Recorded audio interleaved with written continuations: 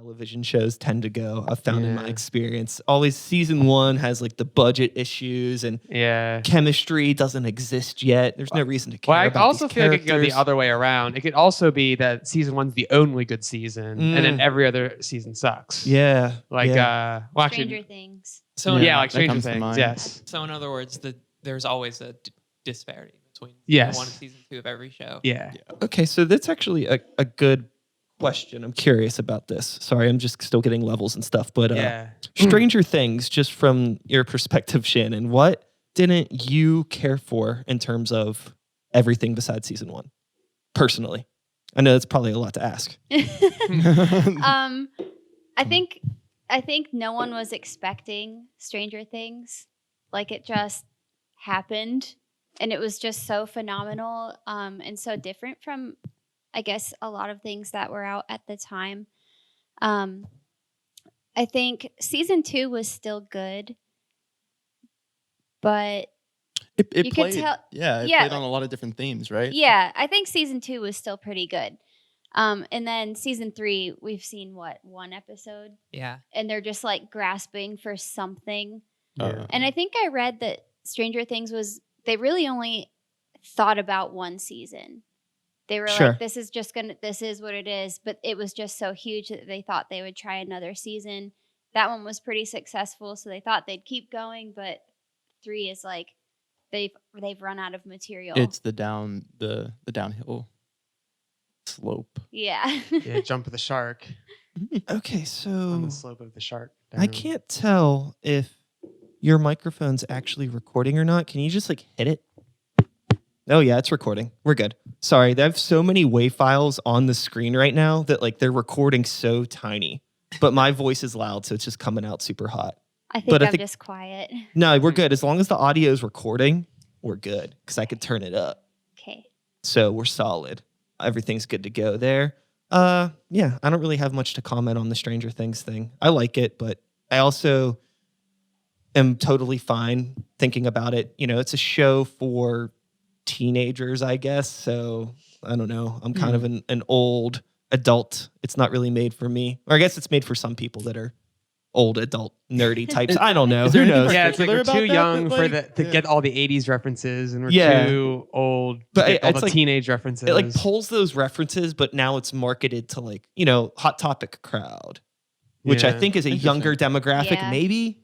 Interesting. For the most I don't know. part. I was going to ask you like what part of those themes spoke to you as like, oh yeah, like this is. I think just the overall vibe. I think the stories are fun, but I think just the overall vibe. But yeah, I don't know. Like I actually watch like a lot of Steven Universe, right? Okay. And I'm not sure if you're familiar with like how that story works or not, but like it is, you know, on Cartoon Network for children, but like it has a lot of themes that like people in any part of their lives can like really relate to. And there's something about Stranger Things that also it doesn't make it feel like the kids are being treated like children like most shows do, which is similar to like the Steven Universe thing. But yeah, no, I really felt like I gleaned a lot from like the kids not being perceived as just children. They were doing things that, you know, it took bravery, and like it's teaching like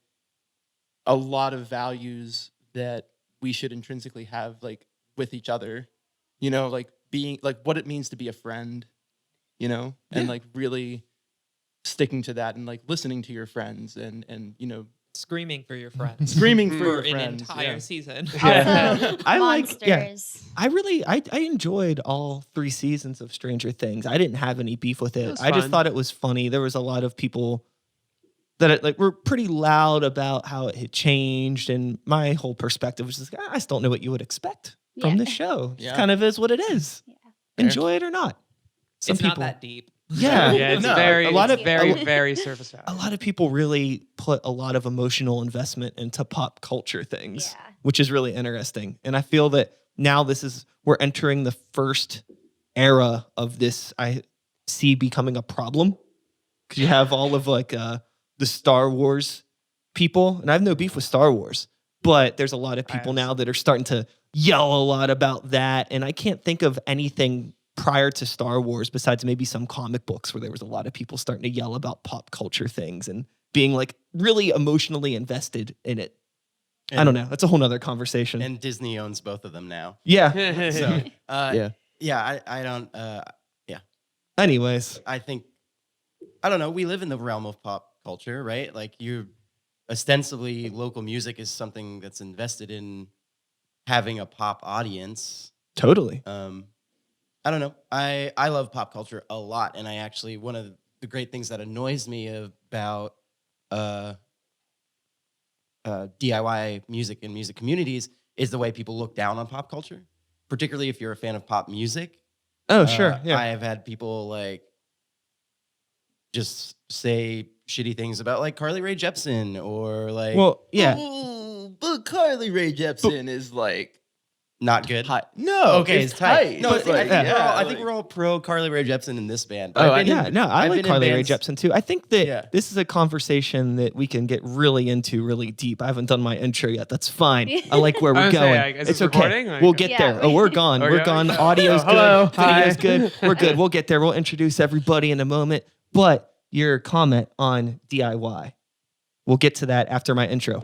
Hello and welcome to Start the Beat with Sykes. My name is Sykes and this is my podcast. Before we get started, I just wanted to take a quick moment to thank everyone who checked out the last episode. If you're one of those people who listened to the conversation, I hope you enjoyed it. And thanks so much for coming back. But for those of you out there who are new to the show, welcome. Please feel free to make yourselves at home. And as always, there's beer and soda in the fridge. I request the largest cheers that has ever happened on Start the Beat right now. Cheers. Cheers. Oh, yeah. Cheers, everybody. We did it.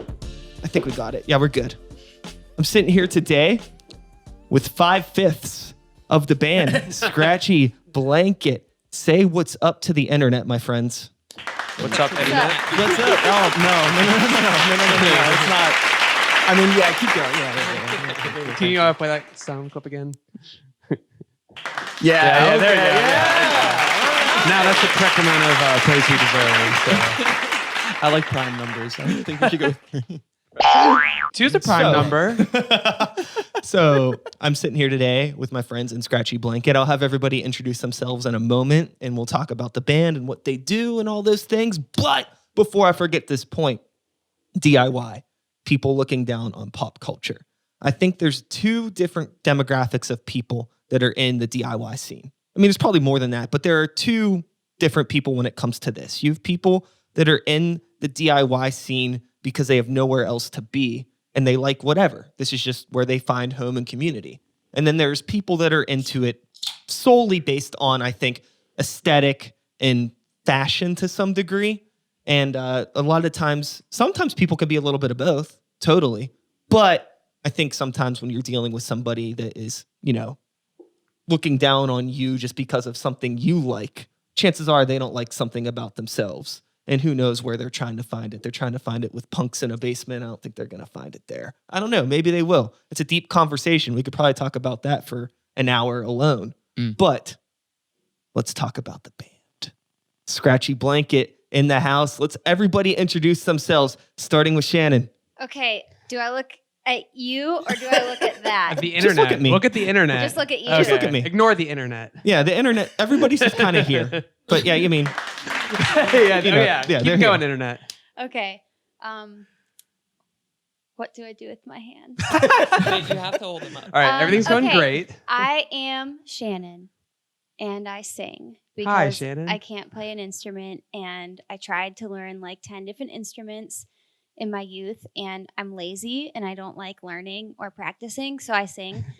But I'm like good at it. Singing's also wonderful, so I can ignore sing. all that I was negative say, stuff. Shannon can really sing. You connect with the love world it. through your voice. That's nuts. Yeah, Yeah. it's cool. Don't sell yourself short. It's great stuff. I think it takes more courage to sing than it does to play guitar. It really does. And before being in this band, I had only singing experience like in choirs, like in high school and in college.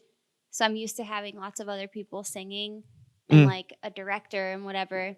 So it took me a long time to be confident in this role. We need a DIY band with a conductor. Just a side note. Right? That'd be so sick. Lawn Care did that at Oh, really? Glove World recently. Really? Like last week, Glove last World. Monday, Lawn Care Now, Cameron from Lawn Care is. I saw a Instagram story of him conducting four other people with horns, which is pretty cool. So, but if you want to conduct us, I'm sure we'd probably be bad at it. Honestly. Wind instruments the only ones that ever get a conductor, or like why don't guitars ever get? Yeah, like they could and they could. yeah. They all do. Like you said that, and I was like, oh, I was hoping it would just be like a band that was having a conductor. Like no, the horns. Like, oh, of course it was horns. Remember when Metallica did that symphony thing? Really? Yeah. They had a conductor? Yeah, they did it. They did an album with a symphony. Hmm. It's pretty over the top. It's pretty sick. Was that the one everyone was mad about? No. I think everyone was so happy. There's like finally. I think there's like 3 other Metallica albums that people are mad about. Yeah, I was gonna say not there's that a one. list. Okay. I think we're gonna find that we get sidetracked really easily. That's okay. Yeah. Wait, It's where not are we? a problem. I think we were Oh yeah, introducing the band. That's right. introductions. Yeah, Sorry, we got Internet. to know a little bit about you. Yes. Let's keep it going. I'm Chloe. Hey, Chloe. I play guitar. Play guitar? I'm not courageous enough to sing. We're a very negative band. All right. Well, yin and yang. Yeah, there you go. 2 parts that make a whole. It's perfect. She's really good at guitar. Yeah. We're 2 for 2 on like introducing ourselves and immediately putting ourselves down. Yeah. That's what this band is all about. Tell us your yeah. name and something that you don't like about yourself. Yeah, my name is Marcus Morales, and I kick ass at playing bass. And I wish Yeah. I was like, gonna say. And what I hate about myself is that like I'm not as good at kicking ass on bass. No, You'd be even better. No, but yeah, just I do that. You're great at bass. That's literally exactly what I was gonna say, but now I gotta think of I something always different. want to like do this thing, which I totally stole from Tim and Eric, but I want to tell everyone, like while we're playing a show, like the audience, to be like, I know you're about to clap at the end of the song, but like, could you just do one? You get like 30 people. That's Big stone cold look on the face. Next time. It kills me every time I see it. Well, everybody's having fun. Yeah. You know who I am. Harrison, who are you? I'm Harrison. I'm Harrison. I play guitar. I am also not courageous, and I don't know. I'm kidding. I play guitar. Cool. Okay, I'm Zach. I'm very courageous. I'm very good at drums. Well, you got a very I'm courageous very rhythm funny. section. Yeah, There we go. Yeah. Keeping it all together. Oh, Courage, respect. And all the people writing melodies are just cowards. Oh, geez Louise. So that's fun. Yeah, sure. Yeah. What kind of music would you say you do? I would say you're an indie rock band. Oh, wait, but I don't know like how think we all have deep you want to different go into opinions. the subgenre thing. It's a weird thing. It's actually the hardest question Yeah. to answer. Is Yeah. like, what do we sound like? And it's Let's all say what we would tell other people. At the same time? Yeah. yes. No. At work, I tried to keep it a secret that I'm in a band because I work at a school and I don't know, everyone's awesome. Hi, if you're watching. I love you. The secret's out. But then they found out I'm in a band and everyone's like, oh, what's your band sound like? And I just didn't know what to say because they don't know. They don't know what this community is like, truly like. And so now I just say, imagine being really sad and really gay. That's what Scratchy Blanket sounds like. Yeah. And they're all like, oh, Keating, you're so funny. And they just scratch their heads and walk away. And then I don't have to talk They just about scratch it. their blankets and walk away. Yeah. Oh, boy. Yeah. Oh, you're gonna wear that Can we button please out use that by on the end every of single the joke? here Can I today. take that home with me, actually? No, I hate this already because I know Zach loves it. Yeah. And I know Zach's going to further encourage this. Whatever. Next time that Zach opens his mouth at practice, it's just gonna be. I think that I Put me can on the imagine spot it here. being a difficult thing to pin down because I know depending on the shows that you're playing, there's different versions. Sometimes the two of you play together, more acoustic, and there's different iterations of what the songs could sound like and be. And we have a couple different songs with that are in different genres. So we have like a 1950s doo-wop song, and we also have like a song that maybe might sound like the Front Bottoms a little bit. Okay. So that's kind of hard to pin down to, but I just call it indie rock. Yeah. If I'm joking, I call it like polite rock. Polite rock. Yeah. But that doesn't, that makes people Or laugh. maybe even just indie pop rock. Yeah. But like rock is a really hard word. When I think pop rock, yes. What's the first thing that comes to mind when you think of pop rock? Metallica. Pop rock. I just thought of the candy. Okay. Yeah. What single pop rock? Can I have one pop rock? Yes, you got it. You got it. That's the first spill. Oh. Should we grab some? I guess I'll the tell you podcast what. is over. All right, I normally do this a little bit later, but since I have to get up, just tell me more about pop rock, I guess. Okay. It fizzles in your mouth. Zach told us that he tells people we're cute rock. Yeah, I say dig cute that. rock. Yeah. I like that a lot. I say cute rock. I got this from Harrison, but I like to say Fleetwood Mac, but gay. It's like or gayer. I at least. love that. You said that, yeah. It's and, good. And because I work with a bunch of like middle-aged and up people, and they don't know anything. Yeah, that so seems no like offense to them. A good way but to describe. They know who Fleetwood Mac is. Totally, so. totally. I think we're in a really interesting time right now because, music is becoming so fluid with genres, and it's becoming so acceptable to be outside of the box and to do whatever you want to do. And as a result, you're getting all of these crazy genres and people are this and that. But at the end of the day, it's still just rock. Yeah. But the term rock has been so It's a huge umbrella. yeah, it's an umbrella. And what I've found in my experience talking with bands on the show that are younger bands, not necessarily in age, but just bands that haven't been playing for a long time, they tend to like not want the rock category pinned onto them because they think Nickelback or I think of like hair Disturbed metal or something almost like when that. I And I think of totally rock. get it because you have like the going X, like this. Pittsburgh's rock station. Yeah. Yeah, I mean it's a commodified term for a blanket of music, and Or I a think a lot scratchy of blanket people, of music. I think a lot of people like to Normie. remove themselves from. I mean, like that's kind of the focal point of DIY, right? Like this is it's a specific and individualized and tearing from the cloth kind of community, or and not necessarily like a self-imposed thing. I mean, that's just on the spectrum of people that exist. There's like a lot of people that just like go with the flow, but that would just be my little small input, right? Like just have.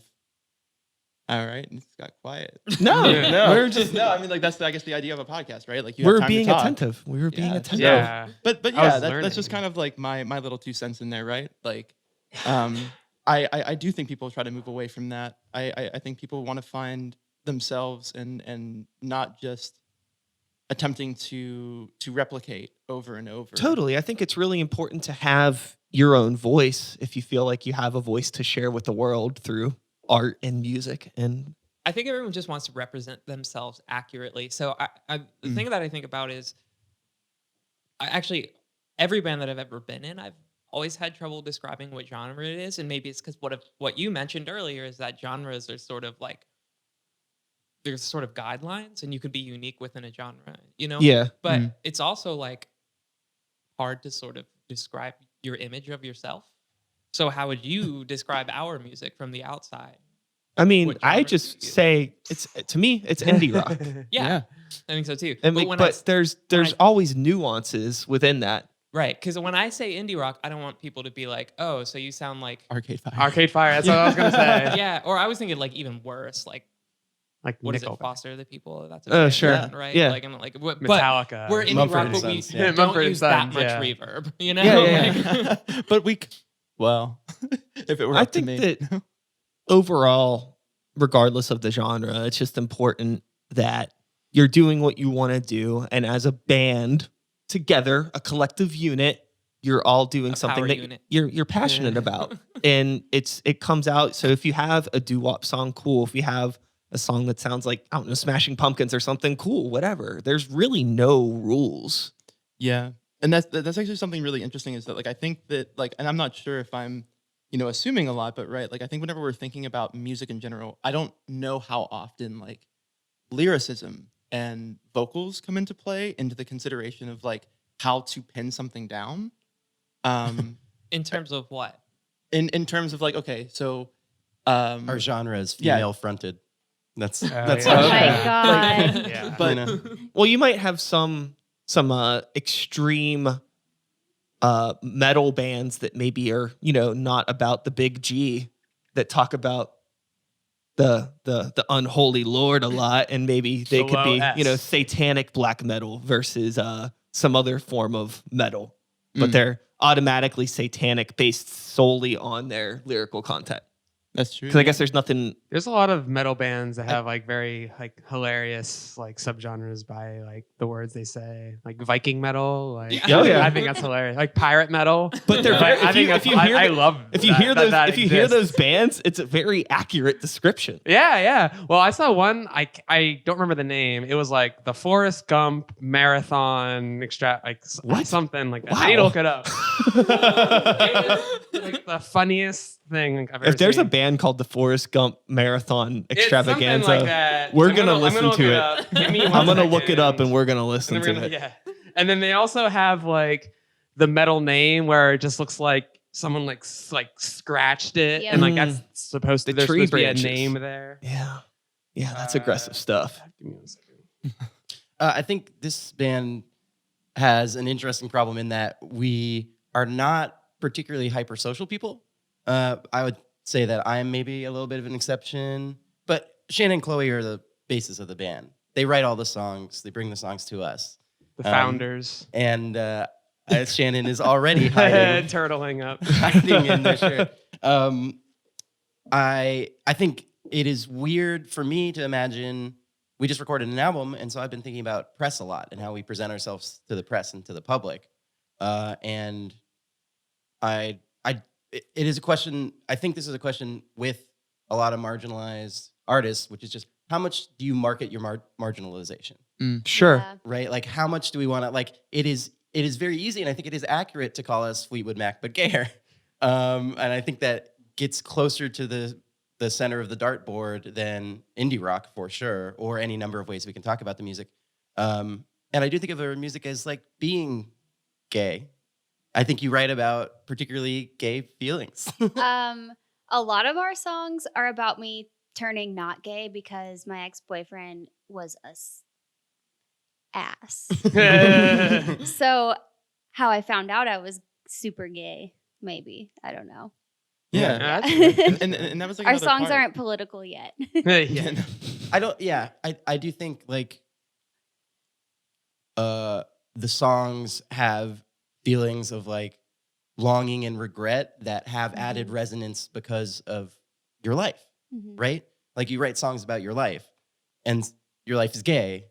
So the songs are going to be gay. I think that it's important for the artist to just describe their music however they want to, and not be too concerned with things like, marketing your marginalization, because what's going to happen? Either somebody is going to relate with that and be like, cool, I relate with this. I could connect with this on a deeper level. Or they're going to be like, oh, that's cool. Like, whatever. Is it cool? Is it good? I'm going to listen to it. It's not going to matter. Or it's going to matter to them in a negative way. And you kind of don't want those people listening to your music anyways. Yeah. So it's just kind of like, okay. Weeding out It's process. absolutely Bye. It's absolutely a lose-lose. It's the sort of thing where I feel like it's probably true of any marginalized identity, but I'm like pretty white, pretty doodly. So I don't have experience in other corners of the world. Yeah. But I think it's like, I have had a very good friend of ours, somebody accused them of doing exactly that, like you use your gayness as a marketing tactic. I mean, right? And then yeah. if you don't use it, you get shit from people who are like, you're not visible enough. Like sure. Hannah Gadsby on the net saying that somebody came up to her and was just like, your stand-up comedy isn't gay enough. You're not representing us the right way, you know? No, So- it's like, when somebody's like that, it's like, is my job to represent the community or to represent you personally? Right. And as if all gayness is a monolithic thing that we all experience exactly the same way. Yeah. No. Yeah. That's not the case. Totally not. And it's hard to comment on. I think when it comes down to it, just being nice to people and having open communication with people. And if you have an issue with somebody, oh my gosh, what an unprofessional. If you're having issues with people or you have an issue with somebody that's doing something, instead of being so on the attack with somebody that's supposed to be your, I don't know, your friend, your partner in life, like you're on the same team, right? Like, just like, why don't you talk about those things more instead of like, you should do this? Maybe just opening up the dialogue and finding out what it is. But communication can be really hard for people. And sometimes it's easier for people, I think, to just be more, instead of like opening up the vulnerability and being more empathetic. I don't know. And again, that's another hour-long discussion about empathy and relating with people. I just want to say I found it. It is the Forrest Gump Mile High Marathon. That's the name of the band. All right. Well, we're definitely looking this up. The first song I see is "Stupid Is As Stupid Does." Oh yeah, we're looking this up. This is gonna happen. Yeah. But so sorry. Before the Forrest Gump Mile High Marathon.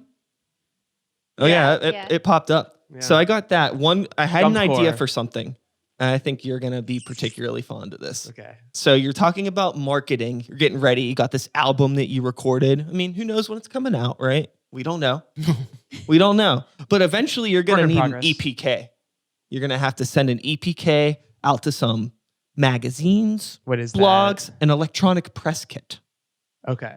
You're gonna email it out to some people. You don't have to worry about it, Zach. Okay, yeah. You're gonna be sending this out to people, and they're gonna open it.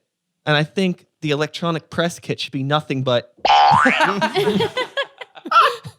And then the album pops up. That is like very on brand for us. Yeah. That is like, no, that's like too on the nose. So the thing that I find really fascinating about you all together sitting here in this room, and something that I've found is a pretty common trend with bands that write, music that, to my understanding, is more personal, thought out, sad, if we will.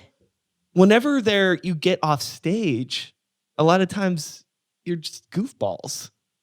But like not in a bad way, but like everybody's having fun here. Obviously, we're in in what way could a goofball could be bad? Like, I don't even understand. But there's this yin and yang of life that I find with a lot of artists, where you'll have people that make music that's sadder, and off stage, a lot of times they're the nicest people to be around. They're really kind, understanding people. Then on the flip, you'll know some people that make some really nice, positive music, and they're kind of scary to be around. So that's an interesting dynamic for me. And I'm wondering, just from a creative perspective, where that comes from. Is it just because like you find music like a healthier, safer outlet to let those feelings out versus like your personal life, maybe? I think for me, I've always said like, for some reason, I guess when it comes to writing music, I'm only really inspired by like dark feelings. I don't know why.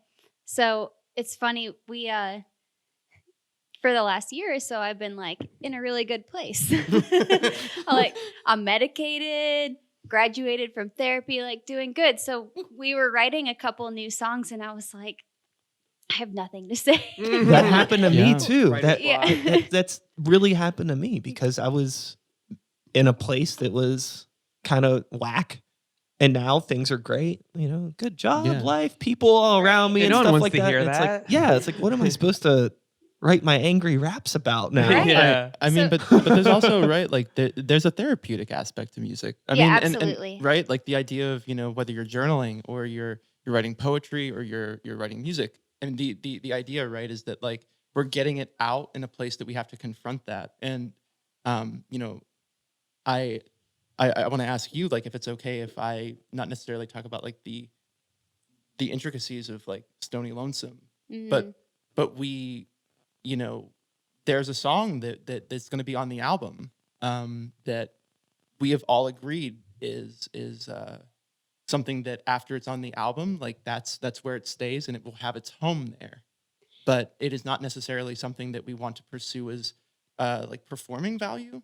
Like it has it is I don't want to speak on the content on it. It's a it's a beautiful song, and that's where we get to lay it to bed, I think. Yeah, one of the funny things about using music as an outlet to get your fucking feelings out is, at least for me, some of our songs are traumatizing, and I'll be singing it and I'm like, God fucking, why do all my friends kill themselves? You know, like, why is my life like this? So yeah, Stony Lonesome in particular is just like really painful. But I guess was probably immensely helpful to write at the time. I remember when we wrote that. But yeah, I think it's just kind of funny. Like, you could write your feelings out, and then performing it is like, it just doesn't feel good.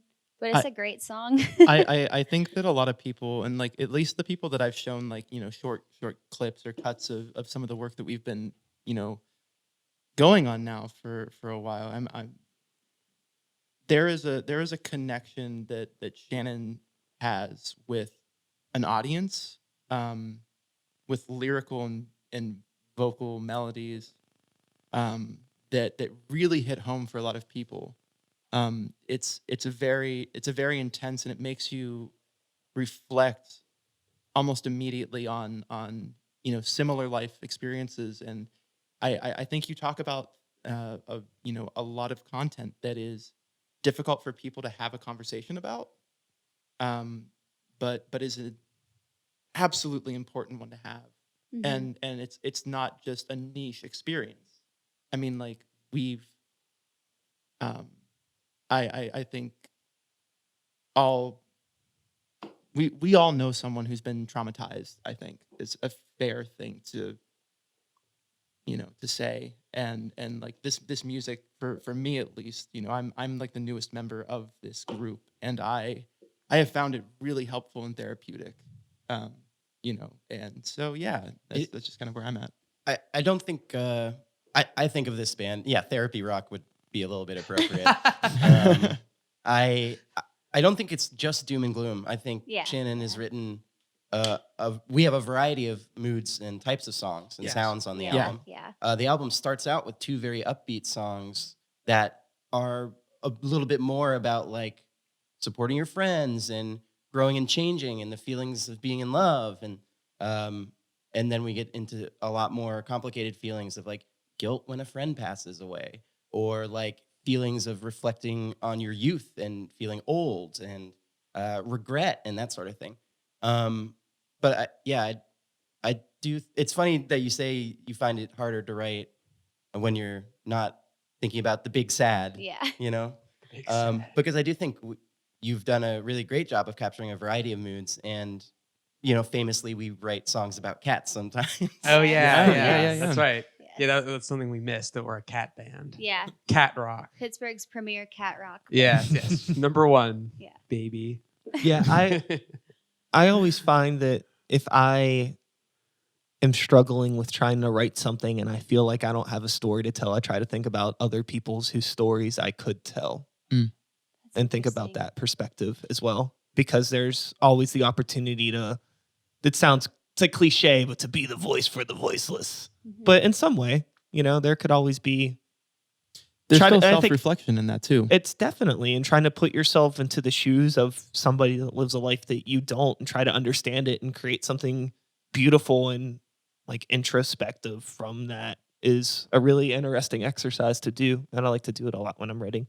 So lyrically, I feel like we covered sort of how that comes about with this band. But something I just thought of that I've never asked you is, so when we're writing songs, a lot of times Chloe will like write a riff and then we'll all just sit with it, and that's how our songs are born.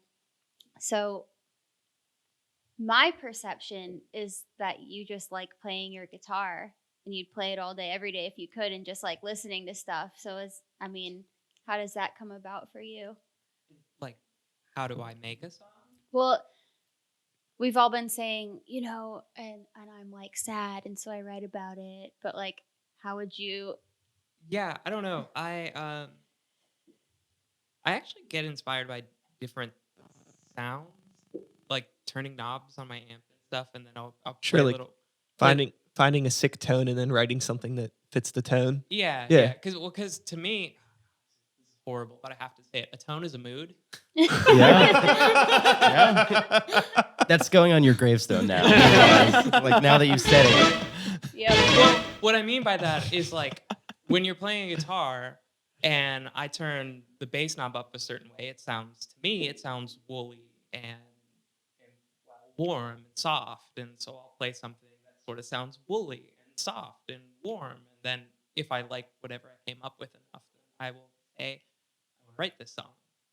And then it becomes a whole process of visualizing what that riff is telling me in terms of what genre it is. So, okay, I'm playing this riff, I'm playing this song, or this riff, and I say, okay, sounds like a catchy ass pop song to me.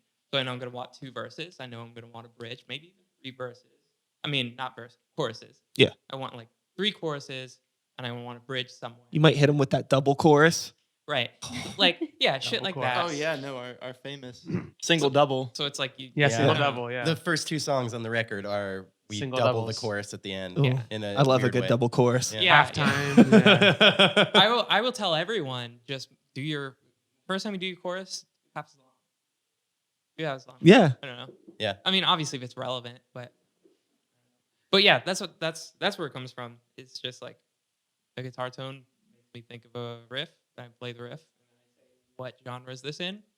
And then I do an outline, and then I'll add maybe some flourishes in there too. So I'll be like, okay, we're in the middle of a verse. Let's slap something in there real quick that has no relevance. We're not going to a different turn. Like we do this in the first song of the album. Is we're playing a verse, and then right in the middle we do a C to a D for no reason. Little things like that. I do think of you as Make a it interesting. songwriter who likes the transitional parts. I think you're very conscious about how parts move into each other. Yeah. And yeah,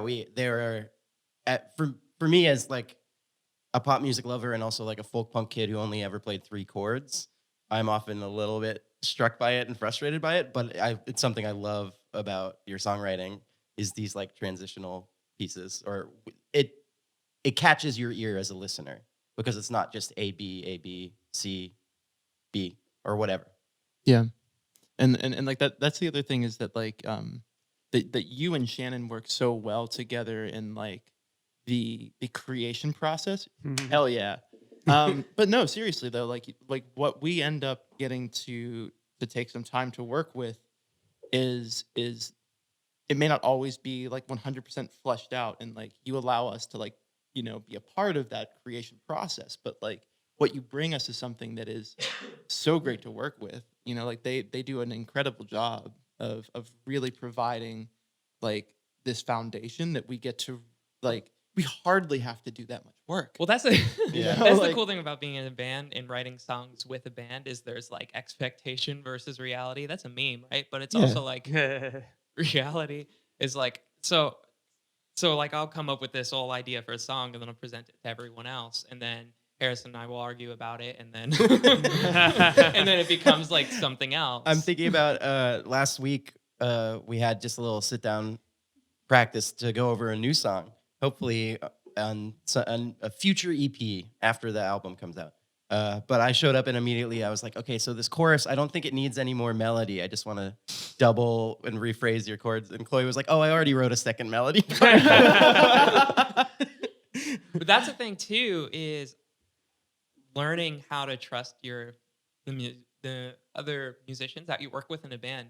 Is like you may have your ideas. So say we're all writing a song and we're up into the next section, and it's like Zach wants to do this, Harrison wants to do that. We all have a different idea. You as a musician, you're like, yours the best.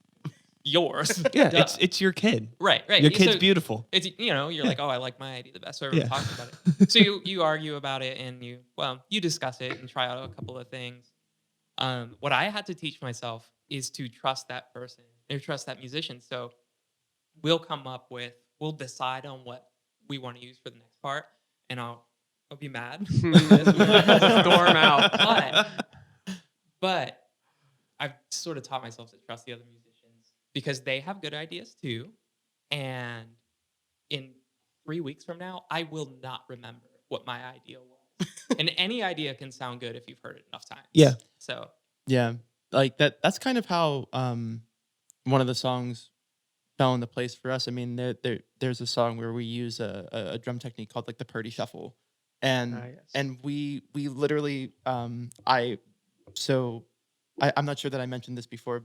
I think I did, but I am the newest member of this group, and this is something that between Zach learning the technique for it, and Chloe had put maybe a couple chords to it. I don't know that there was very much.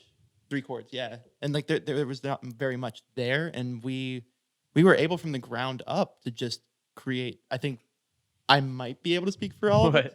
Sorry, I was just thinking about the fact that I literally said out loud, "Tone is a mood." It's so true, though. I assure you, I've never thought that before until I have stepped foot in this room. Oh my god. I don't think it's that big of a deal. But yeah, I definitely feel like it's fine. Like that song is probably one of our favorites, and we all had some really great teamwork on that and partnership. I think that was like a really it was a challenging endeavor, but it was in the end. I think we all really it's at least in one of our top 3s, maybe. I don't know. That song's cool because that's one of the ones where we outlined first. Yeah. Before we actually wrote the rest of it. So we said, let's make this kind of like a folk song where we have where we just do like verse, verse, Yo, verse, A, verse, B, verse, A, B, verse, A, B, A, B. and we'll do this. So we had like an outline, and then we had to like fill in the blanks of what the chalk out. And... Yeah, okay, what's a verse? Now we have this outline of what the song's going to be, song structure. Well, okay, what is the verse? What are the chords there? Stuff like that. Oh, this podcast is going to be so cool once the album comes out. I just thought about that. Two things. Chloe, if you can come in a bit, just because Shannon's blocking you in the camera. That's okay. Oh, no. That's okay. Sorry. Everyone's spilling things today. Not a big deal. I just want to make sure everybody could see everybody. Yeah, just spill more stuff. 2, Sorry. Whenever you get your EPK together and your bio, make sure you have Marcus look it over because he has some of the most beautiful things to say about your music. So make sure it's in your description. I am a big kiss ass. Yes, Marcus actually legitimately just hates this band. If I could, I'd burn the ideas to the ground. Marcus is in it for the money, and we don't have the heart to tell him that it's never going to happen. Yep. We literally got What are y'all paid telling me? for our show last night with PBR. Which I think is currency. Those It very was great. PBRs. It was wonderful. That is like the best form of socialist currency, right? Like that's Yeah. Exactly. I said Once this the is very- revolution happens, Yeah. we'll be paid in PBR. beer. So we got a few things we gotta get to this Forrest Gump Mile High Club. Yes, I got that pulled up, so don't worry about that. It's very abrasive. Just And a warning. we also had some listener questions come in that were specific for the band today. So what do we want to do first, Forrest Gump or the listener questions? Forrest Gump. I was gonna say not All Forrest right. Gump, but all right. Fuck all right, No, all we right. love you, listeners and viewers. But we love Forrest Gump more. All right. So let me Forrest let me, Gump Mile let me- High Marathon. Yeah. So let's pull this over real quick here. Will we be able to see it on the thing? Oh, here we go. Up here, yeah. Oh, it's behind us. Let's everyone turn around. Is there a music video? Normally it's not set up Yeah, like see, this. look at those words. Normally it's set up so we can both look at it, but since we have 6 people today, we kind of have people behind us. So, but that's okay. I don't have to really see it. What's that ice cream one? Ice cream? Lieutenant Dan Ice Cream. Do we want to go Oh, with yeah. the Lieutenant Dan Lieutenant Ice Cream? Dan I Ice think Cream. we want to go with Definitely. stupid is as stupid does. Sporks 420 is the one who uploaded, so I think that we are obliged. Yeah, Yeah. It's everything is leading Lieutenant towards Dan that ice one. cream. By the way, y'all, at Target today, there was a watermelon fanny pack. And the only reason I decided to purchase this, Was it an actual watermelon? no, but it was on clearance for, wait for it, $4.20. No. That Oh, thing really? went straight into the basket, Oh my God. right to the checkout. All right. So All this right, here we go. All right. The only good thing about being wounded in the buttocks is the ice cream. That gave me all the ice cream I could eat. And guess what? A good friend of mine was in the bed right next door. I'm so excited. I love heart's vocal pounding. samples. I love this already. The car is on It's just fire. this for 2 minutes.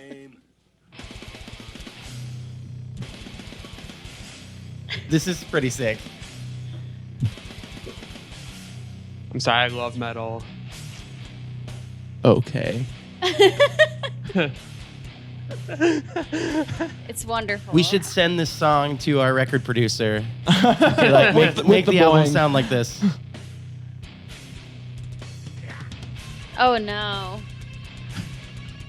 Ooh. I'm love trying that to second figure out how guitar. I can like incorporate double bass into this band, and like I haven't figured it out yet. But Well, we just have to do that was a this. joke, by the way. There is a song with double bass, and you like said you didn't like it, but I love it.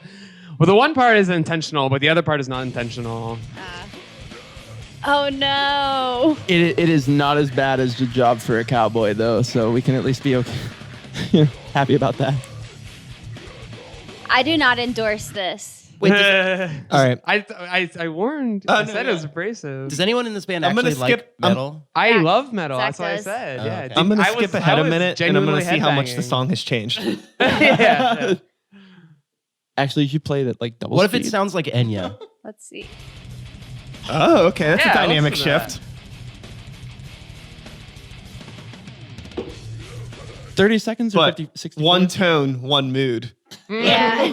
Tone is a mood. And that it is ice cream. That mood is ice cream. I'm gonna be This sleep, trying to fall asleep tonight, and I'm gonna be like, This is okay. Another genre descriptor for us, maybe. Imposter syndrome rock. Yeah. I think we all got a little bit of the. Oh, I'm pretty cool. No, I'm not. Yeah. Yeah. Sort of mood. I don't going on. deserve to be I don't know if I here. relate with that. I'm Rock. very cool, and I know it. Yeah, I think you're all very cool. I think- think we're very cool too. that But we kinda- all just did call ourselves cowards. Like, No, not me and Marcus. No, but that's Yeah. not no, your rhythm section's very confident. Yes. yeah. We already went We over got this. locked down. Yes. I think that kind of stuff just like legitimately bums me out when I hear it. It I gets don't me know ready why. To go. I Like my heart's it's racing. so funny because I think like I'm in a metal band. I play metal. I take metal very seriously. And that's Yeah. probably, I can't believe I just said that out loud. So I we're 2 saw for 2. a video I'm with you. of you earlier. I was like, I had no idea that you were in a metal band. But Yeah. I don't know. I was on your Instagram trying to find a picture of you for our Instagram story. Oh, okay, yeah. And I saw you posted some video of your metal band. I was like, yes, that's sick. And I think What is that it? I think like I play in a metal band. We're called Grey Walker. Okay. It's just melodic death metal, Okay. yelly, angry, fast stuff. Yeah. But it's a lot of fun, and they're my best friends, and blah blah blah blah. What do you blah. play? I'm the yeller. Oh, okay. Old Yeah, Yeller. nice. I'm the yeller slash accountant. But it's very serious stuff. That kind of stuff, though, like- our serious business. It's just like that. So I take songwriting very seriously, which is why I like talking with you about songwriting and structures and things like that. Like that goes into the metal stuff too. And when I hear like the hokey stuff, it just Yeah, like bugs yeah. me. I don't mean- know why. It just like rubs me the wrong way. Yeah, I get it's a joke, It is a joke, but it's yeah. also like I don't know. It's just What do you use your? I just have to ask this. What's your opinion on Meshuggah? Because I love Meshuggah. Okay, because a lot of metal fans think it's like formulaic, and I think that they are a bit of a one-trick pony, they are. and they have the capability to do a lot more than they do, which bums me out. yeah, But I've seen they're that. still a lot of fun. I've seen Yeah. them live. It's really Yeah, I just saw intense. him recently, Yeah. so I've just been on this huge kick this year. Yeah. There's this Anybody period else of have any time. thoughts on Meshuggah? Nope. I saw that. What's that song with the bass pattern? Bleed. Bleed. Yes, I saw a video of someone playing that on stomping on chicken, chicken that they got out of a pack. Instead of like playing a kick, Oh, they would just really? stomp with their feet like to the bass pattern on 2 uncooked pieces of chicken breast. No. Oh my god. That's pretty funny. So, That's a Meshuggah sample. so that's actually. my opinion on Meshuggah. Okay. Personally, I would consider myself a Sugar Ray fan. Get out. Yeah, if you want me to leave, I understand. Now I feel a lot better about. You just reminded me. Speaking of Sugar Ray, and we brought up Disney earlier. We're going to Disney in a few weeks, Holy and shit. Sugar Ray nice. is playing Holy Oh, shit. wow. a free show while we're free at show. Disney. I love Sugar Ray. Wow. And That's I cool. have I a play free I have a shows funny all the story time. about them. What'd you say? I didn't know. I saw them live at Stage AE. It was like Return to the 90s set. And like Smash Mouth was there. And Sugar Ray was there. And like Gin Blossoms, like it was like a whole like 90s Also thing. fucking love the Gin Blossoms. I don't really know them, but I saw them and they were good. But when Sugar Ray played, it was like, yeah, they're playing all their songs. And then at one point, the guy just goes, 1999 was the best year ever for us. I was like, what? You're going to drop that bomb on us? Now I feel like all guilty now. Yeah. Like, It's should all I, been like, downhill buy their since new then. albums? Like, I almost cried. That's like the wife left me. yeah, like, yeah, 1999. I had a very similar thing happen when I went to see Third Eye Blind, where they're just like, y'all are going to love this new album. And then 20 minutes later, they were like, no, I think y'all are really going to like this new album. And then 20 minutes later, they were like, please buy the new album. And I was like, I'm sorry, dude. We're still just spinning the self-titled. Like, Yeah. Oh, It's a sad situation. Speaking of metal, I saw the past 2 weeks I've seen Iron Maiden and Slipknot. ooh, Wow. nice. And I will give it to them. They are giving them what the fans want. They're playing a mostly old stuff. They'll sprinkle in a couple new ones. Are we thinking about which one? Both. Oh, both. Both Okay. both Nice. bands. Very good eclectic lineups of songs, highlighting their wide discography over the years, catering to fans of all ages. Yes. there you go. So, listener questions. Uh, We had some listener questions come in from some people that you all know. And looking at these, they've pretty much answered all of these questions, except for some from our homie, Toddy Tondera of the Thrifty Podcast. Shout outs to Toddy. That's all you get. oh, yeah. So, One clap. for those of you that know the band String Machine, David Beck asked, ask them what their songwriting process is like. We pretty much just talked about that for about 45 minutes. So you're welcome. Sorry. Sorry. We pretty much just talk about how we wish we were as good as String Machine. And then Yeah. we write songs because we're sad. Their album is crazy Incredible. good. That was They're so incredible. Really good. I love them. Yeah, you can tell a lot of work went into that. A Oh, lot of yeah. passion. Yeah. I had had a lot of that fun album. talking with them about that. Which, if you haven't listened to it, you can catch them on Start the Beat a few episodes ago. I don't remember what number it It's was. a good episode.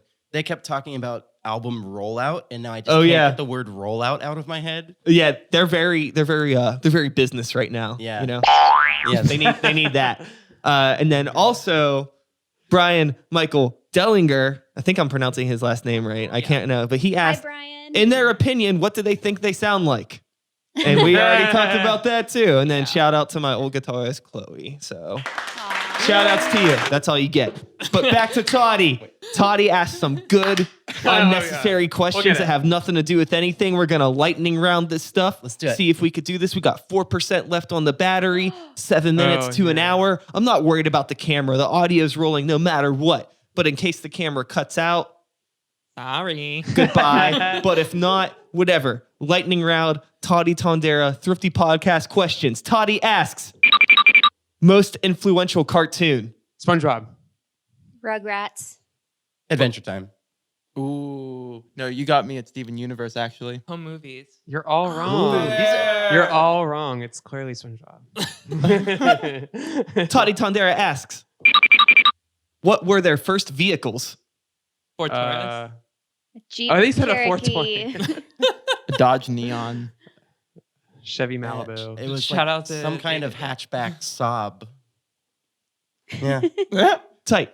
Toddy Tondera asks, what would be the amount of money it would take them to swim in dangerous shark territory? $69 easy. 420. Oh, 69. Sorry. I wouldn't do it. Sharks are that's like one of my biggest fears. I Sharks are so actually scary. have. I scuba dive. So is this before or after money is relevant in the world? Like, are we going like? Are we How talking many about cans of revolution or PBR would you need to swim with sharks? That's a question Enough I to could make the get pain behind. go away. The great to make PBR pain go wars. away. Yeah. Of 2069. I mean, I as long as they're friendly sharks, I'm like, Yeah, I actually have swam with a $5? friendly shark before. yeah. It was a nurse shark, so yeah. He was a good friend of mine. Yeah. He swindled all my money. I mean, I was scuba diving and like a shark came. And I was like, oh, it's a shark, and then like swam away. So I'll Nice. Check I'll take your all the privilege, money. Zach. I'll take all the money. Last question. Sorry. Toddy Tondera asks, most embarrassing moment at the grocery store? I don't think I've Ooh. ever been embarrassed. I don't think I've ever been to the grocery store. I love these noises. I can't think of an embarrassing moment that I had, but I can definitely say the most embarrassing moment my older sister Caitlin had. Oh my shout God. outs to Caitlin. Right. Coming She through. was probably like 16 or 17, and our younger sister Michaela was probably, I don't know, maybe 12 or 11, maybe even younger than that, because what she said was really fucking dumb. Caitlin was checking out, and the cashier was like this also like teenage boy, and Caitlin was just making small talk with him, and Mikey comes up and she goes, "Ooh, who you talking to?" And my sister's like, "What?" Like, shut up. And then she goes, "Do you know him?" That's a fucking cashier. Yep. Nice. Every time I hear stories like that, I always want to like hear the other person involved tell that story. Yeah, I would Yeah. love to know like what Mikey was thinking, but she was also 10 and like loved Hannah Montana. Oh no, and I'm talking about the horses, so- cashier. Oh. I want the cashier Yeah. to like Yeah. tell that story. I'm sure there's a lot of cashiers that have a lot of great stories. Yeah. I remember when I worked at Taco Bell in high school, just my stories from the drive-through window. The people that would come through is people having a good old time. Yep. I used to have Mr. McFeely come through my line No way. at Petco. Yeah, that dude would come in. He has a giant mastiff named Bear, and just a good solid dog. Hell yeah. And I never approached. They're So very like this large. man came through my line, and then like moments after, like everyone rushed over to me, and they were like, "You know who that was?" And I was like, "Bear?" and they were like, "No, that was Mr. McFeely." It's like the Mr. McFeely. Wait. and so like then he would come in, and I missed the opportunity to be like in the beginning to just like fanboy for a moment, So then like I just every time he came, I just I mean, and it's what I would do anyways, but like he was just another customer, but I never asked him. I was like, what was it like to be with Fred Rogers? Like what was it like to bask in the presence of Fred Rogers for a moment? And like, thank you for doing what you did, because like you were an incredible influence on me. So not a cartoon, but Mr. Rogers, thumbs up. Hell That's yeah. really embarrassing. I think It's humiliating. I'm embarrassed for you. I don't think I was feeling embarrassment. But now, yes, I I am. literally almost spit out my Coca-Cola. Goes out. Thank you, Coca-Cola, for sponsoring this event. I think friendly neighborhood Mr. Rogers Rock would also be a pretty good descriptor for us. Yeah. I identify Alright. strongly with Mr. Rogers. I identify strongly with Daniel Tiger. We did Yeah. one of my most embarrassing movie experiences is like having to cancel plans after seeing the Mr. Rogers documentary because I was just like crying so hard. I was just like walking out of the Squirrel Hill, the Manor Theater to my car with like 8 people like, is that person okay? Just because Oh, I no. probably looked like, yeah. So be warned, that movie is emotional terrorism. Nice. The Good to Mr. feel Rogers feels. documentary. Yeah. Fair enough. Well, hey, those are all the listener questions. Shout out to Toddy for those good questions. I'm glad all of you have had reasonably positive experiences in the grocery store. And I'm really happy and excited that you got an album recorded. And I'm stoked to hear it whenever it's ready. Be sure to send me that EPK. Whoever's taking care of Well, that. be sure to send me that sound. Oh, I got you. Send I it got in you. Don't you email. worry. Don't you worry. Fax that over to me. And you know what? Receptionist will You take know care of it. the camera's hanging on for dear life. We're 20 seconds So shy of are an hour, we. so I think we're just gonna wrap this up. No, let's count down. Like as a band. We don't got time for that. Yeah, that's bad. Thank Okay. you for having us. Thank you. And that is all, folks. Thanks so much for listening. Hope you enjoyed the conversation. One more time, Scratchy Blanket in the house. Make some noise. We're gonna remix this beat. I love That's just for you. it. Just for me. Just for Zach. I hate it with all of my heart. We have very different comedy tastes. We have never agreed on anything. Anyways, Love y'all. y'all have been a blast. Thank you for coming by. Thank you. Thanks I for do having us. seriously look forward to hearing that album. Keep me posted on that. But until then, you can follow Scratchy Blanket on Instagram, Facebook. I don't know if you have a Twitter, but you know, the internet. Harrison's personal has Twitter. is our Twitter. Okay, there you go. You can find them there, and you can find me. Same time, same place, same channel, whenever it is, you know, blah, blah, blah. Start the beat. My name is Sykes, 2019. Yeah. Thanks for listening, and goodbye, internet. Bye, internet. Cool. That was rad. Yeah, that was fun. We did super fun. it. I'm gonna embarrass ourselves too much. No, not at all.